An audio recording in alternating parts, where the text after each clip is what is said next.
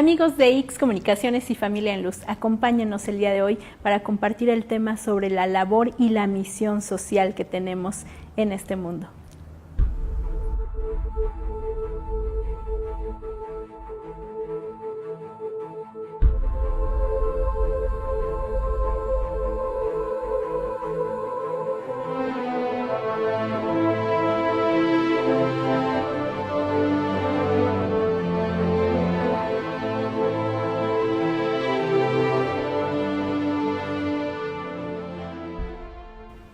Amigos de X Comunicaciones, estamos en su programa Familia en Luz. El día de hoy transmitiendo desde las instalaciones de Cáritas Mexicana, en donde el padre Rogelio Narváez, quien es secretario ejecutivo de la Comisión Episcopal para la Pastoral Social y también director de Cáritas, nos va a acompañar el día de hoy para comentar acerca de la labor y la misión social de la Iglesia Católica. Buen día a todos, soy el padre Rogelio Narváez Martínez, presbítero católico de la Iglesia de Monterrey. Tengo 1 año y 4 meses colaborando como secretario ejecutivo de esta comisión episcopal y como director de Cáritas Mexicana. Un gusto poder llegar a todos ustedes. Compártanos un poco más, padre, por favor, ¿qué es Cáritas? Cáritas es el corazón de Cristo en la Iglesia. El mensaje del amor es el mensaje esencial de la vida cristiana. El amor es la quinta esencia, es la expresión, el fundamento de la obra de Cristo. Es Cristo quien ama y es Cristo quien pide que amemos. Y Cáritas es esa expresión del amor de Cristo que podemos ahondar profundamente en la palabra de Dios sobre esa expresión del amor. Pero podemos nosotros sobre todo ubicar que el amor tiene 4 expresiones muy concretas. En primer lugar, el amor asiste. En segundo lugar, el amor transforma. En tercer lugar, el amor debe liberar. Y en cuarto lugar, el amor debe reconciliar. Si tomamos la palabra de Dios, nos describe la primera carta a los Corintios, el capítulo 13, 16 expresiones de lo que significa el amor. Dice que el amor es comprensivo, que es servicial, que no tiene envidia, que no es presumido, no se envanece, es maleducado, no es egoísta, no se irrita, no guarda rencor. No se alegra con la injusticia, se goza con la verdad, disculpa sin límites, confía sin límites, espera sin límites, soporta sin límites, el amor no pasa jamás. Entonces el amor es el todo de nuestra vida. No obstante, reitero, la primera expresión del amor es asistir, y asistir al necesitado. Bastaría recordar el texto de Mateo 25, 31 al 46, donde nos dice el Señor que tuvo hambre, le dimos de comer, sed, le dimos de beber, desnudo le vestimos, fue forastero, le hospedamos, estuvo enfermo y encarcelado y le asistimos. Y cuando no lo hicimos con el más pequeño, no lo hicimos con él. Entonces, Cáritas es el cumplir la misión de la Iglesia. Cristo ha dejado a sus apóstoles para que el amor de su corazón, que llegó hasta el extremo, como dice Juan 13:1, siga expresándose hasta el extremo, precisamente con los más necesitados. Y en este sentido, nuevamente, hay que asistir, hay que transformar, hay que liberar y hay que reconciliar. Pero lo primero, asistir al menesteroso, asistir al más necesitado. Pues Cáritas es la vocación de la Iglesia y es el lugar de la Iglesia en el mundo. Gracias, padre. Para poder vivir esta relación personal de amor con Dios, Él nos llama, como usted bien mencionó, a esa liberación, al encuentro con Él. En esta liberación podemos encontrar un amor que nos hace salir de nosotros mismos para entregarnos al otro. La primera misión está en la iglesia doméstica, al interior de nuestras casas donde vivimos bajo el mismo techo con nuestros hijos, nuestros esposos o esposas, con cada uno de nuestros hermanos. Pero también Jesucristo nos llama a darnos por completo, y darnos por completo significa ser capaz de decrecer nosotros para que crezca Él, y para que nosotros podamos mostrar su rostro al mundo, haciendo ¿qué por el más necesitado, Padre? Es correcto. Todos sabemos acerca de los 10 mandamientos que los primeros 3 nos refieren la relación para con Dios, y los segundos 7 la relación con el prójimo. Pero es adecuado ubicar que el cuarto mandamiento, es decir, el primero del bloque de los segundos 7, es honra a tu padre y a tu madre. Como tú mencionas, el prójimo empieza en la casa. Ahí es donde empieza la caridad. donde tenemos que ver el rostro de los más cercanos, los rostros de los más conocidos, donde a veces no reconocemos a alguien distinto o a alguien que merece la caridad que tenemos que ofrecer. Antes de hablar de nuestro deber para con la sociedad, tengo que decirte, en el caso de aquellos que conservan a sus padres, hablando del cuarto mandamiento, recuerda que es el único que ofrece una promesa. Todos los demás mandamientos nos prescriben nuestro actuar, pero ahí dice el Señor, honra a tu padre y a tu madre para que habites la tierra que yo, tu Dios, te daré, para que vivas largos años en la tierra que has de poseer. El prójimo empieza con el padre y la madre. Recuerda que amar a quien nos amó no es ninguna obra de caridad, sino de justicia. Que vestir a quien nos vistió no es caridad, sino justicia. Alimentar a quien nos alimentó no es caridad, es justicia. Desvelarte un poco por quien se desveló tanto por ti no es caridad, sino justicia. Pero ahora sí pasemos en torno a nuestro deber con la sociedad civil.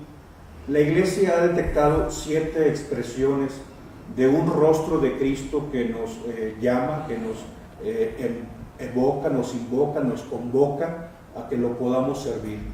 Y en ese sentido, la labor de la Iglesia en México se enfoca precisamente en torno a estos 7 rostros. En primer lugar, quien tiene hambre, quien tiene sed, quien está desnudo. En este caso, inclusive, lo que pasó el pasado mes de septiembre de 2017, los hermanos que han padecido por los impactos de los desastres naturales o desastres sociales por los fenómenos naturales. Allí hay un destinatario. Pero nosotros también percibimos un destinatario especial en la persona encarcelada. Hablamos de 240,000 presos que hay en el país, de acuerdo a los registros de parte de nuestra autoridad.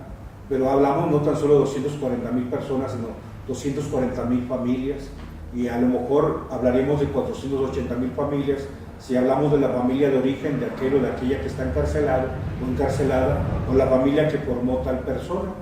Estamos hablando de personas de pueblos originarios, y aquí hablamos de cerca de 1.600.000 personas provenientes de los pueblos originarios.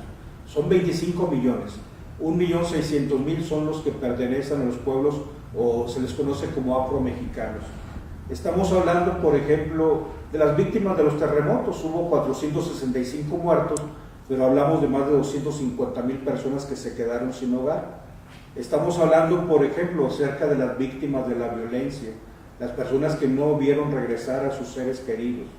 Estamos hablando, por ejemplo, de personas que no tienen trabajo. Estamos hablando acerca de personas también que están en los hospitales. Y hablamos también acerca de las personas que, en este caso, padecen todo tipo de situaciones. Pues hay mucho por hacer con las personas que están padeciendo, y tú y yo tenemos algo por hacer. ¿De qué manera, ya que todos tenemos tanto por hacer, Padre, podemos contribuir a la sanación de nuestro mundo, de nuestra sociedad, de los corazones del más necesitado, pero también del nuestro, porque ese necesitado es también nuestra vía para comunicarnos con el Señor, para dar fe y testimonio de que le conocemos? ¿Cómo podemos hacer los laicos para sumar a las labores que se hacen en favor de los más desprotegidos? La caridad se expresa a través de la solidaridad. Y recuerda que la solidaridad se vive siempre en 3 pasos muy concretos que tenemos que vivir para entonces poder expresar la solidaridad. En primer lugar, hace falta que tengamos compasión. En segundo lugar, el reconocimiento del otro. Y en tercer lugar, la universalidad en torno a aquellas cosas que hacemos. La solidaridad nace en primer lugar, en torno a la compasión. La compasión es un corazón que se apiada del más necesitado. Lo contrario a la compasión es la indiferencia. Desgraciadamente hoy lo vivimos, pero severamente. Recuerda que lo contrario al amor, lo contrario a la compasión, no es el odio, sino la indiferencia. Hoy vivimos la globalización de la indiferencia, como lo expresó San Juan Pablo II y lo ha expresado el Papa Francisco también. Pues lo primero es compadecerte, que te duela lo que le sucede al otro. La compasión es salir del yo para poder desplegarme de esta zona de confort en la que me encuentro. Pero entonces viene un segundo paso, que es el reconocimiento. Una vez que yo me compadezco y que me despliego de mi interioridad, entonces reconozco el tú en la otra persona. El reconocimiento del otro como persona, como ser humano, pero para nosotros como cristianos, en el otro reconocemos al hermano. Y máxime, en el otro reconocemos a Cristo. Cristo está en el hermano. Entonces se dan esos pasos, la compasión que es salir del yo, el reconocimiento que es ver el rostro del tú, pero entonces viene un tercer momento que es la universalidad. El yo que se despliega en la compasión, el tú que se ubica en el reconocimiento, tiene que unirse en un nosotros donde en la universalidad no podemos tener distingos. Alguien que hace caridad o solidaridad solo con los suyos no está amando con el corazón de Cristo. Alguien que rechaza a quienes no vienen a mi grupo, alguien que rechaza a quienes no vinieron a las pláticas que di, les dio un boletito, alguien que dice a ellos no les doy despensa, no les doy una cobija o no les doy materiales para reconstruir su casa porque no pertenece a mi iglesia o a mi congregación, esa persona no es cristiana, porque Cristo no hace distinciones. Cristo ha dado la vida por todos. Cristo ha amado a todos los seres humanos y a todos nos ha amado hasta el extremo. Entonces, el proceso de la ayuda a la sociedad nace con la compasión, en el reconocimiento y en esa universalidad que debe ser incluyente de todas las personas sin distingo alguno. Gracias, Padre. Y para quienes no son tan cercanos a nuestra iglesia, pero tienen una inquietud de servicio y de amor a la sociedad, ¿qué alternativas hay? ¿Cuáles son las dimensiones de la Iglesia Católica que atienden este tipo de necesidades? Es correcto. Nosotros tenemos 7 dimensiones de trabajo con el más necesitado. La primera y más conocida es Cáritas Mexicana, que es una confederación de diferentes Cáritas diocesanas que hay a lo largo y ancho del país. Ese es el primer lugar. Si en tu lugar de origen hay una oficina de Cáritas, acércate para que puedas trabajar como un apostolado en el lenguaje cristiano o como voluntario. Si tú simple y sencillamente dices, yo no voy a una iglesia, pero yo quiero ya ayudar al menesteroso, sé voluntario. Tenemos también una estructura que se llama Justicia, Paz y Reconciliación, que es sobre todo atención a víctimas y a familiares de desaparecidos, con centros de escucha, con resiliencia para aquellos que están padeciendo. Allí hay un destinatario muy importante para que tú y yo podamos colaborar. Tenemos también la Pastoral de Pueblos Originarios, donde ubicamos que en el país hay 68 culturas, con una gran cantidad de variantes lingüísticas, pero donde tenemos la oportunidad de ayudar. Si tú vives en una metrópoli como Monterrey, Guadalajara, como la Ciudad de México, y piensas que en esas ciudades o nuestras ciudades no hay personas de pueblos originarios, te equivocas. Recorre las calles y vas a encontrar personas que han dejado sus lugares de origen por cuestiones de pobreza o de violencia y necesitan la atención de parte nuestra. Tenemos también la pastoral laboral o pastoral de la tierra con la cuestión de la ecología. También ahí tenemos mucho por hacer. Tenemos el caso de la pastoral de la movilidad humana, con todos aquellos hermanos que están de tránsito en México o que de mismo México se mueven hacia otros lugares. Está la pastoral penitenciaria con el hermano que está encarcelado y también finalmente está la pastoral de la salud. Hay más personas de las que te imaginas en los hospitales. Dice un refrán irlandés, si todos tus órganos están sanos, ni toda la riqueza de un rey puede hacerte más feliz. La persona enferma vive otro tipo de pobreza. Vamos pues a ayudar al necesitado. Muchas gracias, Padre Rogelio. Amigos, continúen acompañándonos. Regresamos después de un corte.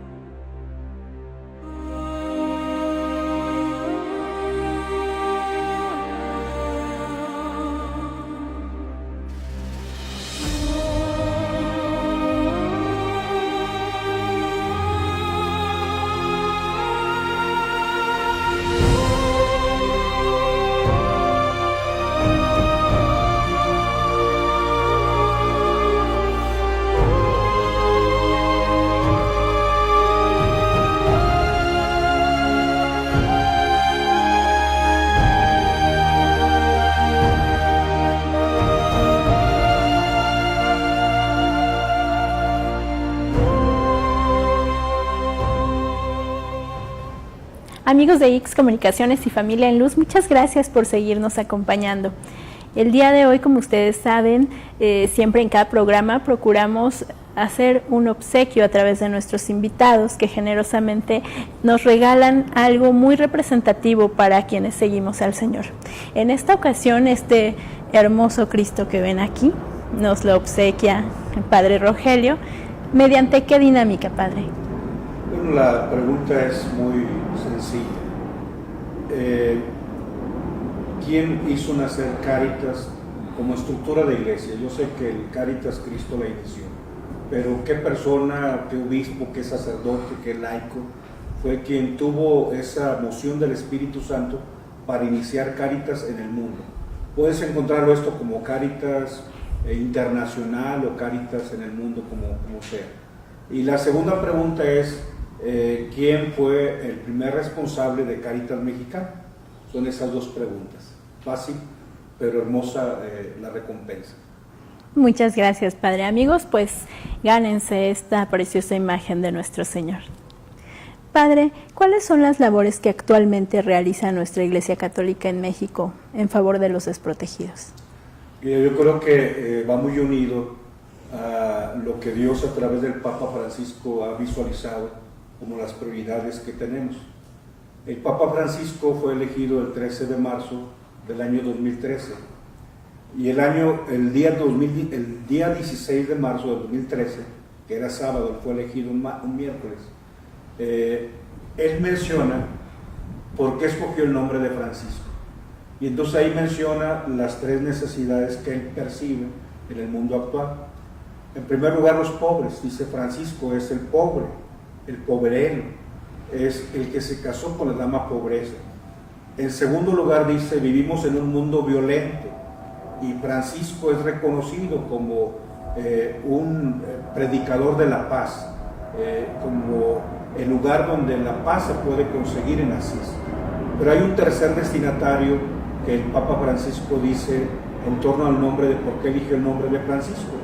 Dice, Francisco es el que ama la creación de Dios, este mundo que Dios nos ha dado.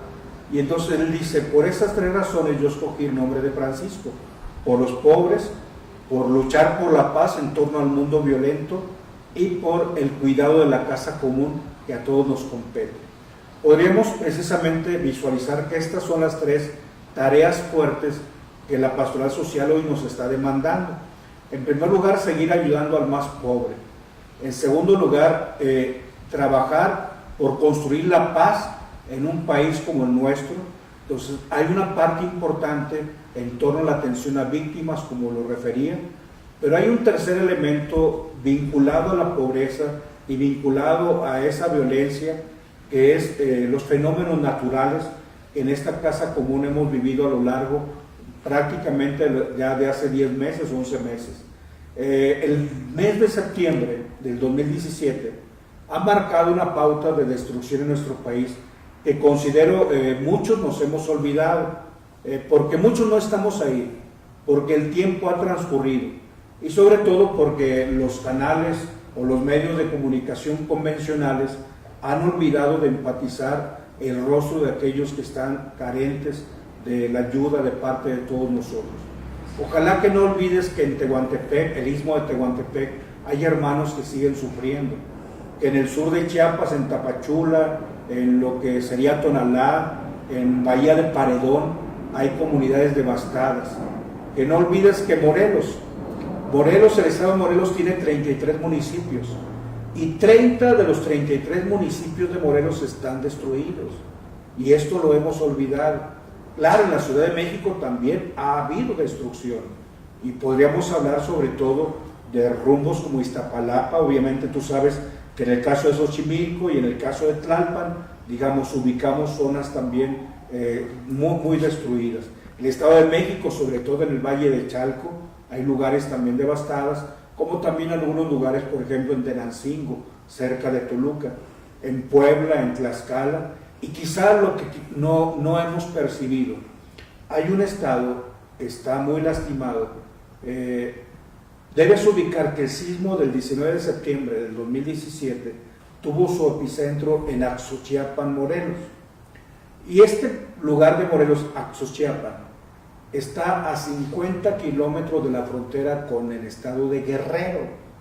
Pues en Guerrero hay comunidades damnificadas, pero que no han salido en los medios. 50 kilómetros de distancia de Axochiapan está la frontera del hermano estado de Guerrero, y ahí hay necesidades, porque ahí aparte les ha llovido a través de las tormentas y está por venir el tiempo también de las descargas pluviales. Entonces creo que hoy nos toca seguir ayudando. Agradecemos como Cáritas Mexicana la ayuda que has hecho. Puedo en este momento mencionarte los números que al inicio del mes de julio tenemos registrados en torno a lo que se ha percibido. Estamos hablando de cerca de 46 millones de pesos.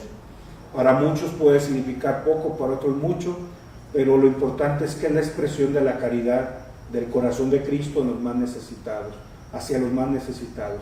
Pues es tiempo de seguir ayudando, porque las necesidades no han terminado, las necesidades siguen vigentes, y le toca a la iglesia llegar a donde no llegan las otras estructuras. Las parroquias, las estructuras parroquiales, el párroco, los obispos, nos permiten percibir a quienes no les ha llegado la ayuda necesaria. Te invito para que seas generoso. Hoy no hace falta recursos económicos, hoy hace falta compasión. No hay compasión. Las personas nos olvidamos fácilmente del pobre. ¿Cuál es la labor que está realizando nuestra iglesia en esos lugares que nos menciona, Padre? Qué bueno, mira, hay una primera respuesta que nosotros le llamamos la respuesta humanitaria. Ahí hay 4 elementos que la iglesia tiene que realizar. Primero, alimentos. Segundo, medicamentos. Tercero, agua potable. Y cuarto, en el caso de un sismo, lo que serían una especie de lonas con ciertos, características que internacionalmente se prescriben, porque la persona que vivió el terremoto, Protección Civil no les permitía regresar a sus hogares. Pero hay un segundo momento de la ayuda de Cáritas, que es la reconstrucción o rehabilitación de casas. En el caso de Cáritas Mexicana, o sea, la rehabilitación es cuando de pronto se te cayó la barda, y entonces, bueno, no tienes que reconstruir, solamente rehabilitar. O sea, de pronto hay grietas en las paredes, de pronto, digamos, el techo, se cayó la teja. Entonces, rehabilitar es una intervención parcial. Pero en muchos casos tenemos que reconstruir, porque Protección Civil es la primera que diagnostica que no puede haber una familia viviendo en esa casa, y nos toca a nosotros apoyar. Ahora, cuando hablamos de reconstrucción de casas, no estamos hablando de que se haga una residencia. Generalmente lo que se hace es un firme con muy buena cimentación, se les construye un cuarto, se les construye un baño y un espacio para cocina, y ya la familia, como todas las familias, la tuya y la mía, después hace el segundo cuarto y el tercer cuarto, primero Dios, cuando ya recuperen la vida ordinaria. Pero hay un tercer elemento o una tercera respuesta de parte de Cáritas Mexicana y de Cáritas Internacionales, que es lo que son medios de vida. En los lugares donde suceden los sismos, la economía de pronto se colapsa, y entonces la persona no tiene ni en qué trabajar ni para quién trabajar, y se pierden las herramientas. Por poner el ejemplo del Istmo de Tehuantepec, en Oaxaca las personas, sobre todo las mujeres, hacen totopos. Nosotros íbamos y le decíamos, ¿en qué les puedo ayudar? Y la mujer decía, padre, mi horno se me destruyó, deme un horno, no me dé una casa, yo si trabajo, yo hago mi casa, o sea, no quiero bloques, quiero un horno para hacerlo. Pues bueno, recuperar medios de vida es que esas personas les mandemos a hacer ese horno, que es una obra de artesanía que es costosa para ellos, cuesta entre 16 y 20 mil pesos, para unos mucho, para otros poco, para otros es un mundo de dinero, sobre todo después de haber vivido un fenómeno como el sismo. En el caso mismo de Guantepec está San Mateo del Mar, San Dionisio del Mar, está Santa María del Mar, pueblos pesqueros. Cuando viene el terremoto, las barcas se fueron mar adentro y se les perdieron las redes. Entonces, ¿qué hay que hacer? Es recuperar medios de vida. Y así, por ejemplo, en Morelos estamos haciendo cooperativas para que puedan, por ejemplo, procesar la fruta, para que se pueda conservar, y así, por ejemplo, incluso hasta del aguacate, extraer algunas propiedades nutritivas, estéticas para cremas y todo ello. Entonces eso es lo que estamos haciendo y lo que se puede hacer. Yo quisiera de una forma especial decir a todos aquellos que nos visualizan, que nos sintonizan a través de las redes, Cáritas Mexicana no puede aplicar un solo peso para cosas del culto. O sea, es que Cáritas empleó el dinero para ornamentos, para vasos sagrados, para un templo. No. O sea, lo de Cáritas es para Cristo que tiene hambre, que está desnudo, que no tiene techo. De los templos se ocupan otras estructuras.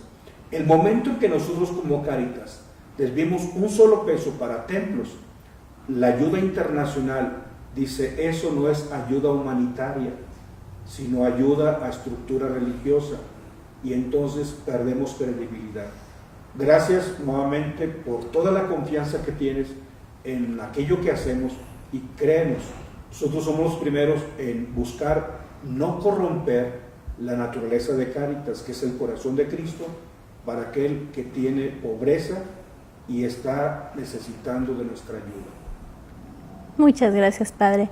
Escuchando estas palabras suyas sobre salir de nosotros mismos, sobre el poder entregarnos y sobre la diferencia entre una fe, una ideología, una religiosidad y la verdadera obra, más que de caridad y antes que de caridad, de amor. Ese amor que todo lo da.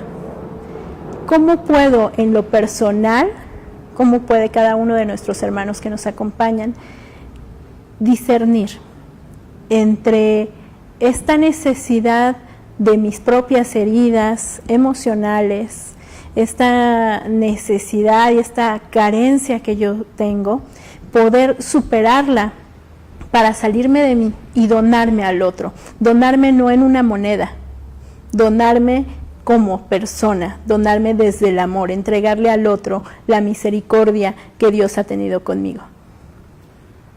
Hace falta ser menos egoístas. Este mundo en el que vivimos nos hace autocontemplarnos, nos hace pensar solamente en nosotros, hace que magnifiquemos las cosas que a veces son reales, pero si las dimensionamos, no son tan desproporcionadas. Lo que a ti y a mí nos sucede es un dolor de muelas comparado con el cáncer que padece el hermano.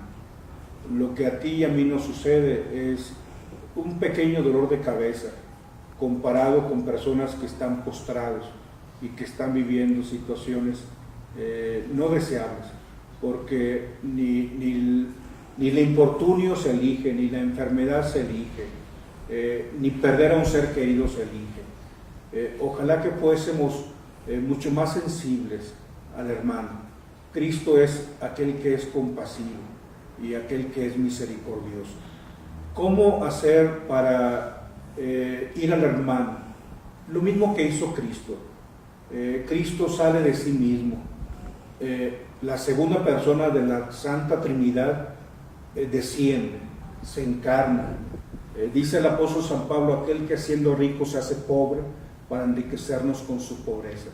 Entonces Cristo es el primero que sale de sí mismo. Cristo es el primer generoso que hay. Cristo es el primero que se dona a las personas en su totalidad. Pero una vez que salimos de nosotros mismos, entonces tenemos que hacer el segundo movimiento que hace Cristo, que aparte de salir de sí mismo, Él quiere elevarnos a nosotros. Junto con el descenso viene la elevación. Pues cuando nosotros salimos de nosotros mismos, podemos tomar la mano del hermano y levantarlo, y entonces decirle, tú también cuentas, tú también vales. Mira, en el mes de julio, junto con la jornada electoral, Dios nos regaló el 1 de julio un evangelio hermosísimo de una mujer que padecía 12 años por una enfermedad de flujo sanguíneo, y esa mujer quiso no importunar a nuestro Señor, O sea, quiso hacer algo sin parar tantas ocupaciones que tenía Jesucristo. Y lo que hizo fue estirar la mano y tocarle la orla del manto. Y provoca lo que debe provocar en nosotros. Cristo se detiene. Y Cristo le dice a aquella persona que se pensaba no importante: tú eres importante para mí. Tú vales que yo me detenga en mi camino. Aunque tú vivas en la calle, yo puedo detenerme a ir a la casa de Jairo, que era el centurión, el jefe de la sinagoga donde iba a ir, y porque tú para mí eres valioso. Entonces creo que ese es el segundo momento que tenemos que vivir: salir de nosotros mismos como Cristo lo hizo, pero entonces levantar al otro, tomarle de la mano y decirle: tú eres valioso, tú eres hijo de Dios, tú eres Cristo para nosotros. Ojalá que podamos percibir que el texto de Mateo 25, 31 al 46, tuve hambre, tuve sed, desnudo, forastero, enfermo, encarcelado. O sea, no es tan solo un texto que nos hable de la obra de beneficencia o la obra de asistencialismo, sino que es un texto cristológico que nos muestra el rostro de Cristo en el hermano. Ahí está Cristo. Y puedo ahora quizás hacer una expresión de algo que expresó Fray Bartolomé de las Casas en un libro llamado De los Remedios, o sobre los remedios. Dice Fray Bartolomé de las Casas: fíjate cómo en el Evangelio se dice: tuve hambre y no me diste de comer, tuve sed, no me diste de beber, y los manda al lago de fuego. Imagínate a dónde va a mandar a los que viven ahora en las Indias, dice él. Porque si aquel que le dice: tuve hambre y no me diste de comer, tuve sed, no me diste de beber, lo manda al lugar del castigo, ¿qué les va a decir a aquellos que les diga: tenía pan y me lo quitaste, tenía vestido y me desnudaste, tenía mi tierra y me desproveíste de ella? Porque eso es lo que sucede aquí en las Indias, decía Fray Bartolomé de las Casas. Si escuchamos esto y si vemos la realidad nacional, vemos que esto no está muy alejado de lo que hoy se vive en nuestro México. Y no obstante, lo importante es que tú lo hagas de convicción. El Evangelio dice que la persona pregunta: oye Señor, ¿cuándo lo hice? La persona ni se había dado cuenta. Y Cristo dice: cuando lo hiciste con el más pequeño, conmigo lo hiciste. Hay personas que no saben que están sirviendo a Cristo, pero si están sirviendo al más pequeño, lo están haciendo por Cristo, y Él les va a recompensar. Y a todos los que no lo hicimos, el Señor nos dirá: alejaos de aquí, malditos. Lo dice Mateo 25, 31 y 46. Ojalá que todos sembremos para la eternidad. La vida eterna le corresponde a los que viven el presente. Y ojalá también en torno a esta revolución democrática en nuestro país, no te olvides que la patria eterna se merece viviendo bien en la patria de la tierra, donde tenemos que construir a nuestra nación.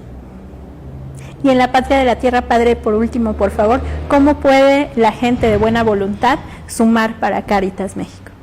Sabes, hay una colecta que se hace a nivel nacional un domingo del año, y de esa colecta para la ayuda de los más necesitados, un 20% se manda a Cáritas Mexicana, y de ahí es de donde se solventa la labor de la Cáritas en las 7 dimensiones. Muchas gracias, Padre, por habernos acompañado el día de hoy. Muchas gracias, amigos de X Comunicaciones y Familia en Luz, por habernos acompañado. Comparte tu misericordia, compartes tu proveer y compartemos la luz en el siguiente programa. Hasta pronto.